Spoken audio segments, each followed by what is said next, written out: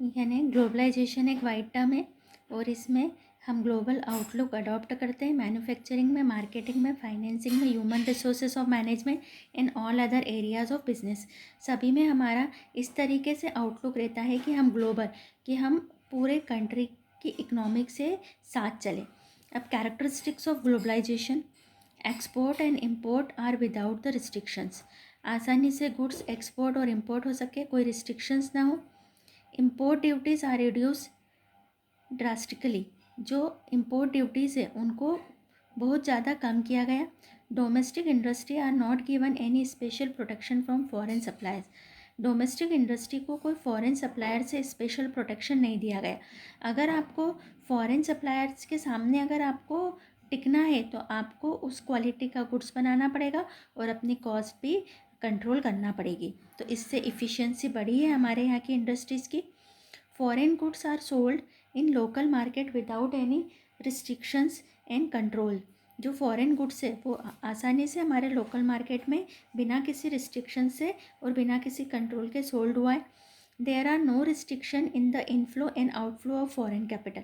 Foreign capital के inflow और outflow में कोई भी रिस्ट्रिक्शंस नहीं रखी गई है। आसानी से कोई भी फर्म हमारे यहाँ के पैसा लगा सकती है फॉरेन की, और हमारी फर्म कहीं बाहर जा कर के इन्वेस्टमेंट कर सकती है। Restrictions of foreign exchange are relaxed. जो भी फॉरेन एक्सचेंज पर रिस्ट्रिक्शंस थी उनको हमने कम कर दिया गवर्नमेंट ने, ताकि हमारा जो इकोनॉमिक ग्रोथ है वो ओपन इन्वायरमेंट में हो सके। Quota permits are not required for export and import. Import और एक्सपोर्ट के लिए जो कोटा परमिट पहले होती थी अब उसकी कोई रिक्वायरमेंट नहीं है। Any country can sell goods without any binding to any other country. कोई सी भी country, any country can sell goods, कोई सी भी कंट्री हमारे यहाँ गुड्स सेल कर सकती है। हमारा बिजनेसमैन किसी और कंट्री में जाके गुड्स सेल कर सकता है, कोई उस पर रिस्ट्रिक्शंस नहीं है। तो ये हमारी कैरेक्टरिस्टिक्स है। एनी 4 पॉइंट आपको तैयार करना है। अब है हमारे एडवांटेजेस और objectives of globalization. Globalization is a world wide phenomena. These not only benefits the country which the globalized but other countries as well. Following are the merits and advantages of globalization. Availability of new technology. Globalization encourages entry of foreign capital and new technology. Globalization से हमारी country में foreign capital और new technology encourage हुई है। These improve labour productivity and product quality. और इसके कारण हमारे लेबर की प्रोडक्टिविटी और हमारे प्रोडक्ट की क्वालिटी इम्प्रूव हुई है। Hence economic development take place, और उसके कारण इकोनॉमिक डेवलपमेंट हमारे यहाँ आया है। तो फर्स्ट एडवांटेज हमारा हो गया ग्लोबलाइजेशन का, availability of new technology.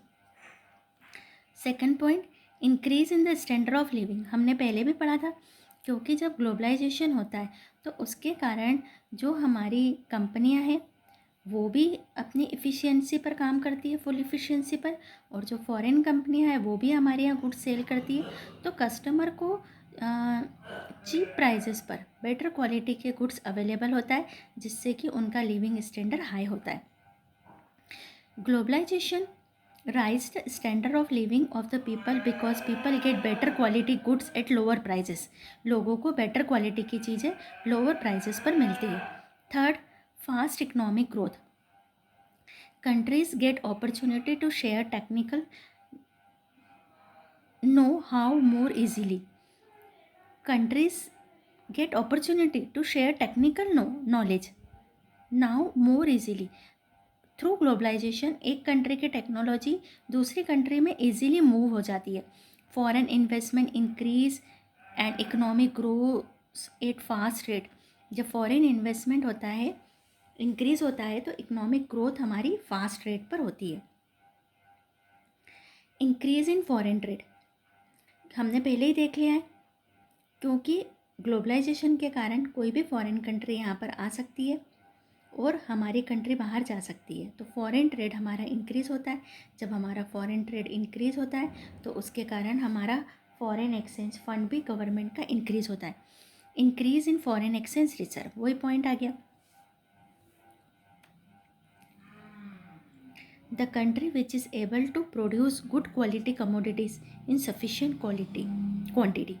Countries क्या होती है, अच्छी क्वालिटी की कमोडिटीज़ सफिशिएंट क्वांटिटी पर बनाने के लिए एबल होती है। Is able to increase in export, और वो अपना एक्सपोर्ट भी बढ़ाने में एबल होती है। As a result foreign exchange reserve increase and problem of balance of payment is also resolve. और बैलेंस ऑफ पेमेंट का मतलब होता है कि हम जब भी इंपोर्ट और एक्सपोर्ट करते हैं, तो इंपोर्ट करते हैं तो हमको पैसा देना पड़ता है, एक्सपोर्ट करते हैं तो हमारे पास फॉरेन करेंसी आती है, तो इनमें बैलेंस बना हुआ रहता है ग्लोबलाइजेशन के थ्रू। Next point, foreign investment. Globalization allow free capital movement among the countries. Countries में फ्री मूवमेंट होता है। Surplus fund are invested by developed countries in under the developed and developing countries. और ग्लोबलाइजेशन के कारण developed country और developed country और developing, यानी जहाँ पर डेवलपमेंट हो चुका है, जहाँ पर डेवलपमेंट चल रहा है, तो फंड इन्वेस्ट करती है एक दूसरे में।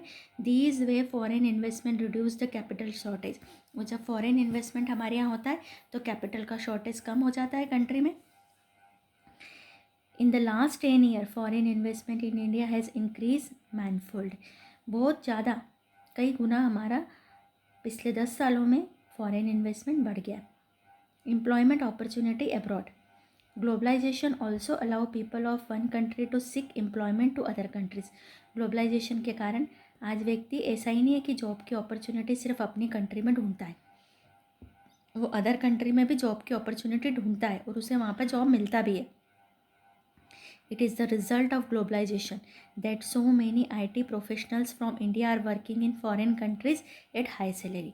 और इसी के कारण कई हमारे IT प्रोफेशनल इंडिया के फॉरेन कंट्रीज़ में हाई सैलरी पर वर्क कर रहे। Increasing in foreign cooperation. Globalization encourages countries to improve their economic and political relation with the other country. जब हमारे इंडस्ट्रियल रिलेशन इम्प्रूव होते हैं तो हमारी कंट्रीज़ के बीच में इकोनॉमिक और पॉलिटिकल रिलेशन भी इम्प्रूव होते हैं। Today due to international trade, India's relation with America, Germany and other European countries is improve. क्योंकि इंटरनेशनल ट्रेड के कारण इंडिया के रिलेशन आज अमेरिका, जर्मनी और यूरोपियन के कई कंट्री से इम्प्रूव हुए। Even relations have improve with China and Pakistan. China और पाकिस्तान से भी इम्प्रूव हुए। Trade help in reducing international tension and creates an employment of mutual cooperation in trust. जब हमारा किसी कंट्री के साथ में ट्रेड बढ़ता है तो उससे हमारे इंटरनेशनल टेंशन रिड्यूस होते हैं और एक म्यूचुअल कोऑपरेशन का और ट्रस्ट का इन्वायरमेंट क्रिएट होता है। तो वेरी IMP क्वेश्चन है आपका, advantages of globalization. Any 6 point आपको कॉपी में लिखना है शॉर्ट करके।